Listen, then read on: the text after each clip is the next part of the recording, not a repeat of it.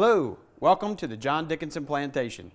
The Delaware Division of Historical and Cultural Affairs has recently been awarded a grant of $190,000 from the First State National Historical Park. Some of that money will go towards the John Dickinson Plantation, where people get into character to share some interesting history. Welcome to the parlor here in the mansion. When you walk in here, you see the mannequin of John. John, of course, his main claim to fame is he's one of the signers of the U.S. Constitution. Dickinson came to Delaware from Maryland in 1740, right around the time the mansion we toured was built. All right, now when we enter this room, we are transitioning. We're leaving 1740, the original section of the house. We're moving into 1793. Dickinson's house was updated throughout the time he lived there, and that's often shared with tourists too.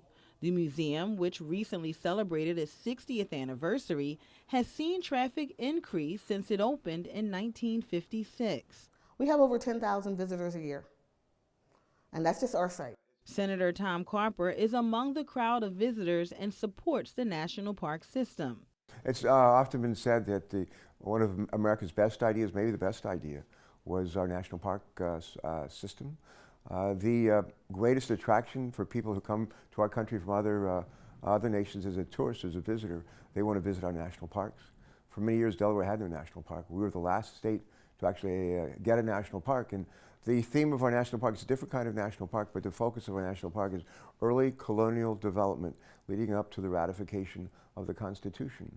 Meanwhile, in addition to site improvements, there will also be some changes to the way stories are told, pinpointing key facts and starting with John Dickinson. He was a framer and signer of the U.S. Constitution.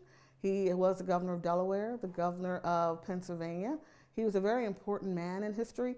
He knew George Washington, and didn't always agree with Benjamin Franklin, but he was a very significant person in our history and in the establishment of the United States. But he kind of got lost in history because he did not sign the Declaration of Independence, but John Dickinson was a framer and signer of the U.S. Constitution.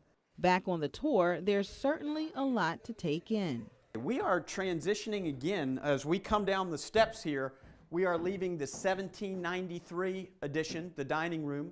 We are moving into the section that's added about 1830. So Mr. Dickinson never sees this because he dies in 1808. Originally, this room is added as a kitchen. There's a hearth in the back corner there.